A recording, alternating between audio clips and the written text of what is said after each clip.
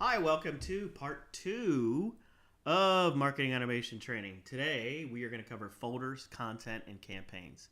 It's basic information, but it's really important that we create the initial idea of how we want to set up everything. And the reason why we want to do that is for organization. So we are all marching to the same beat. And for anybody new coming on, we're all marching to the same beat so you can find things and have it organized from the first day. So we're going to talk about some suggested ways that we are going to organize folders, just like you would organize folders on your laptop. Very, very similar concept, and we'll give you some ideas. Content, how you can utilize content differently, what a custom redirect is, and maybe some dynamic content that you may be able to utilize. And we'll just talk about the naming of campaigns and why you want to have the different types of campaigns and associated to the different activities that you will be doing electronically. So with that, let's talk about, this is the self-audit sheet, or the possibilities of things that you may be able to do. Again, we're going to be talking about a section in here of folders and content, as well as campaigns. So the idea is we broke down on what that profile of the person that we are looking at, which is a commuter target, which is the property managers, which are coming from developers, which coming from general surveys, events, campaigns, website visit, or we have employer tenants. So it's just the idea of who our target is, so that we want to know how we organize that information, so that we're understanding what actions they're doing, on how we want to then go from the reporting of that organization and how we want to score those particular folks. So from a high level, and we're going to go through and see this from a folder management, again, related to how you think you manage a PC at the highest level, we might look at how we put it into buckets of commuters, employers, property managers, because those might be different campaigns that we are utilizing. Maybe it's specific to a property manager, maybe it's specific to bus commuters, maybe it's specific for the sales team, maybe it's specific for a particular hospital that's an employer. So at the highest level, we want to maybe think about at that's the way that we separate them out, and then include an uncategorized level, as well as a test. And then the lower level may be the year that we are looking at, and then underneath that, what are the activities that are going on. We could even go another level down, maybe at the property manager, and maybe we want to track each of the property managers by year, and then put the marketing operation. So there's a couple ways to look at that. So let's go ahead and take a look at that in the application. So let's go to our marketing folders. So if you see here at the highest level, we have it separated into commuters at the highest level, property managers. Again, this is only example. It's something to think of. We only have put in a couple in here. Uncategorized comes out of the package. So these are the suggested, the uncategorized categories, but these may fall into these categories of marketing operations, or under the calendar year that you may be adding the information to. So if you see, then you can create subfolders under subfolders, but we got it right off the bat. Think about how we want it organized, how it fits your organization, how we're looking at rolling it out from a folder standpoint. Next up, we're going to talk about campaigns and campaign naming conventions. So if you see here, think about the marketing activity that's going on. Trade shows, maybe we're tracking webinar information, or the email blast, or the web content. And it's a way then to easily search on that particular campaign that we are trying to track information to. So it's basically, so you can track all trade show information, so you could quickly look up all trade shows. You could quickly look up 2016. You could quickly look up the name of the trade show, or maybe even the name of the location that it's being ran, or the product that's being ran, or the industry. So it's ways that you can very quickly look at campaigns. So if we go back over to the campaigns we've set up, so in 2016 commuter campaigns, an example might be that we are doing the 2016 Titran, and we would associate any campaigns for commuters for all of Titran under the WC, which we know over here stands for any of the web content. So all web content would go right to the 2016 commuters. Or we have an example of some test campaigns, which could be the email blast for bike to work, email blast for local bus. So that gives you a way to think about naming conventions for campaigns. Now let's talk about content. So content.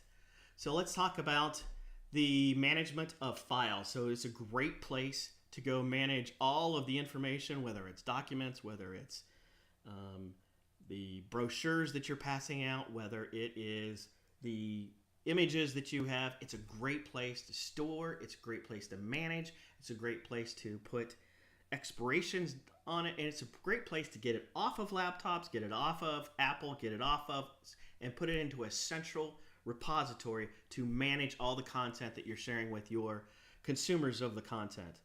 So we're going to talk about file management and how you manage the file management of content, as well as what custom redirects mean and how we can utilize custom redirects, as well as dynamic content and being able to use dynamic content to be able to serve up based off the score of your commuters.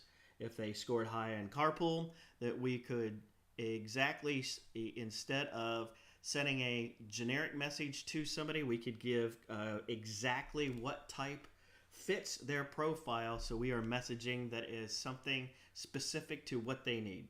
So let's talk about the first thing, and that is file management. So like I said before, managing the current documents to be downloaded, managing the images, brochures, anything that we're distributing electronically. So let's go into the application, take a peek at content. So if we navigate over to content, we are going to go to files first. And we've got an example of a file in here of the Titran Benefits Silver. So this is just an example, may not be relevant to you, but it is a brochure that we have uploaded into as a PDF file.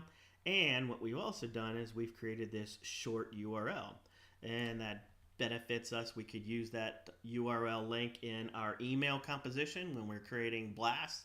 They want to download a brochure, we can put that into the email.